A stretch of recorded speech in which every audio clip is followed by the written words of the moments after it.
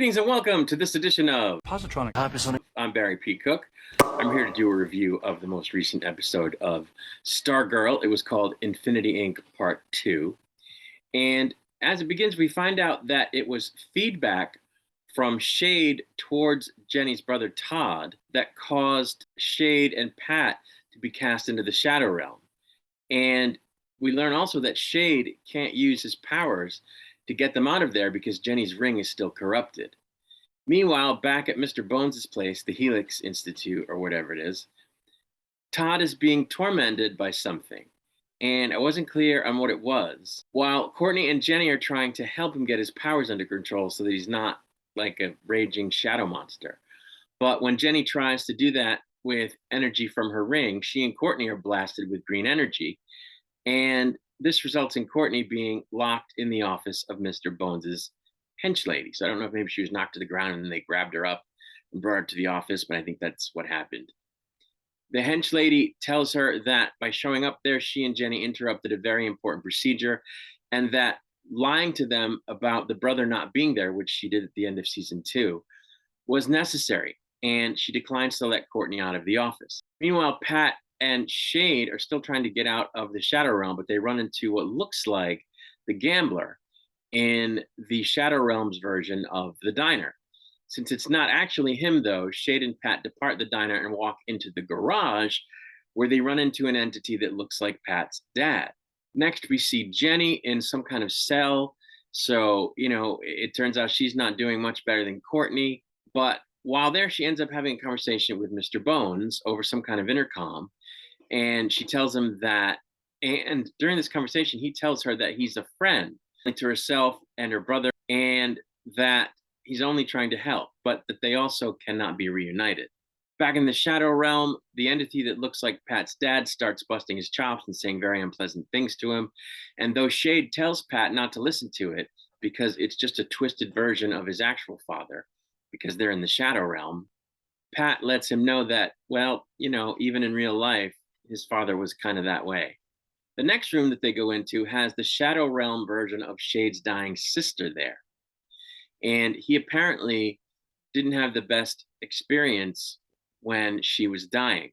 And when he tries to leave the room and get away from the situation but can't, Pat tells him that he may just need to face the situation in order to work through the emotions of it and to get past it, which Shade responds to by saying that he can't feel anything.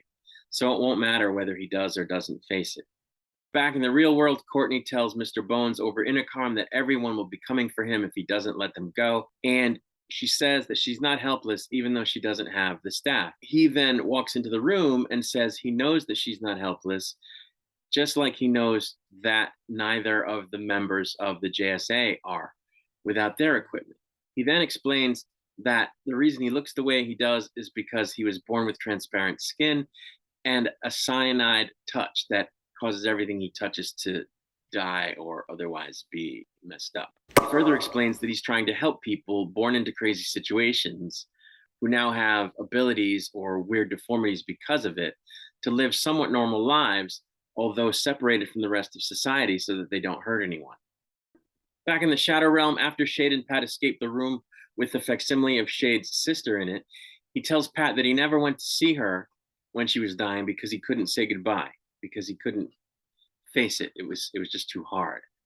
We then see Courtney explain to Mr. Bones that her powers and Jenny's powers are connected to how they're feeling, and that she thinks the solution for Todd's situation is to be close to Jenny, not far from her, because their feelings are messing with their abilities, and their feelings are feelings of despair or loss or disconnection, and that they need to feel connection and the opposite of what they're feeling so that their powers will calm down. In response to this, Mr. Bones seems willing to take the risk and try it her way, but he cautions that if she's wrong and bringing them together has the opposite effect of what she thinks will happen, everybody's going to die. Courtney then goes to get Jenny and explain to her that she needs to not be afraid and to focus her emotions more positively so that she can help Todd. Pat and Shade, still stuck in the Shadow Realm, encounter the doppelganger of Pat's father again, as well as the doppelganger of Courtney's mom. And they keep taunting Pat about taking Mike away from his ailing and I think addicted mother. But Shade again tells him not to listen. And when Pat pushes back against their bullshit, Shade encourages him to keep doing that. Back in the real world, Jenny goes into the room with Todd, and even though he cautioned her to leave, she doesn't, and she reaches out and touches his shadow form with a green glow in her eyes, and it apparently takes them elsewhere, at least in their minds. Simultaneously, the shadow realm seems to get engulfed in green flames. Jenny explains to Todd that their dad left his ring to her because he knew it would help them find each other, and that they will always be connected as light and darkness. At which point, her ring expels the darkness trapped within it towards Todd, after which they're able to embrace each other. Shade, it turns out, doesn't want to go through the fire to try to get out of the shadow realm, but Pat tells him that if he doesn't, he's just going to die in the fire anyway, right there in the shadow realm. So he opts to go through the fire, immediately after which they both return to the regular world, and everyone is all smiles except Pat, who just seems confused, as does, for that matter, Mr. Bones's hench lady. It turns out that Jenny and Todd are offered the opportunity to return to Mr. Bones's house anytime they want, and the hench lady explains to Courtney that none of the people there are being held against their will, that they can leave at any time, which we weren't sure was the case before. And Todd confirms this. The hitch, though, is that we find out that it isn't Mr. Bones and his people who've been spying on everyone. After seeing what Courtney and the team were able to accomplish, Mr. Bones suggests to his hench lady that they should form a team of their own. When Shade expresses regret that Todd is going to have a rough road ahead, Pat suggests that he can help him if he takes him under his wing. But Shade is resistant because he doesn't think he's suited to teaching. But Pat reminds him that he has expressed a desire for redemption, and that redemption means doing more than refraining from doing bad things, and also means actively doing good things. And Shade decides that he's right, and he agrees to take Todd and Jenny to New York, where Jenny needs to go in order to help someone that she promised to help once she found her brother. That someone being the nephew of the original Sandman. Now, I don't know which Sandman that is. I don't think it's the one from the Netflix show, even though that's a comic book that, if I'm not mistaken, is under the DC umbrella. But Jenny did say that what she's helping this person with are nightmares, which kind of aligns with that. But does that Sandman have a nephew? We know that he has a child. I still think it's a different Sandman. I don't know.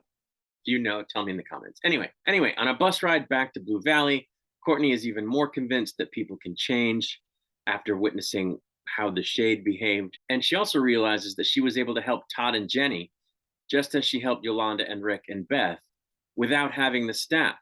And she resolves not to give up on people and their ability to be good, or to give up on helping people, or for that matter, I think, on being Stargirl. She does wonder out loud, though, who the heck has been spying on them if it wasn't Mr. Bone? Somewhat in answer to that question, as the episode ends, we see a hooded figure punch out a monitor displaying Our Man, which is funny because he punched out the camera in the last episode, in a lair beneath the streets of Blue Valley, but they don't show his face. We still don't know who it is. So I suspect we're going to find that out soon. I really liked this episode. I have always said that this show has heart and that it's good for that reason. I have talked before about how much I love the Shade character and the actor that's playing him, and how excellent a job he does. But some of the episodes get a little caught up in the, on a very special episode-ness of their own stories. And it can get a little too, I don't want to say preachy, but like after school specially. You know what I'm saying? Where you're going, okay, yeah, yeah, okay, we know. Love and focus and good emotions, and you have to be a good person. And then, it kind of just sort of gets in a loop of repeating that same stuff, and the same kind of conversation can get had over and over because it's a long season, and they need to fill it out. And so they have these conversations frequently.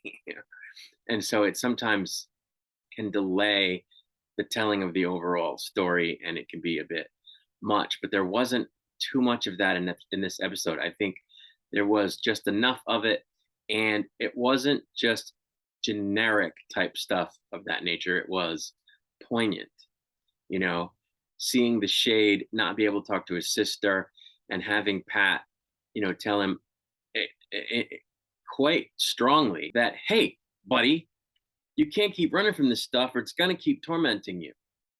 You got to face it, man. I thought that was very good. And likewise, in the end, I thought it was great when he said, hey, man, you had a hand in killing the JSA, even though you weren't maybe directly responsible for it. And you yourself have talked about wanting to get redemption or wanting to redeem yourself.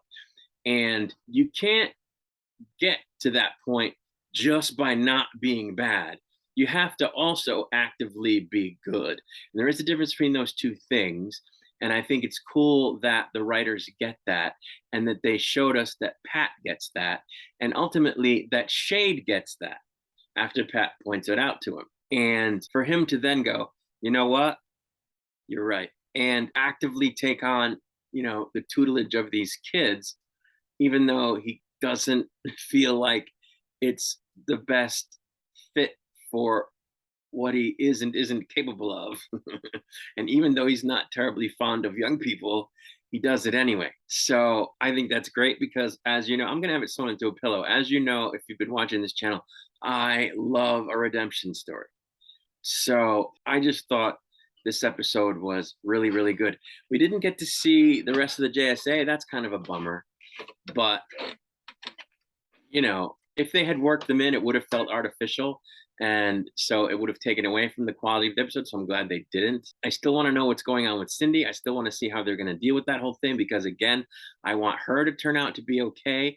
I want her to be good because I love a redemption story and because I think she's good. So I'm anxious for them to finish that part of the story, but we're going to have to wait. So that's really it. I'm going to get out of here for now. I'll be back with more reviews. Until then, I wish you peace and long life.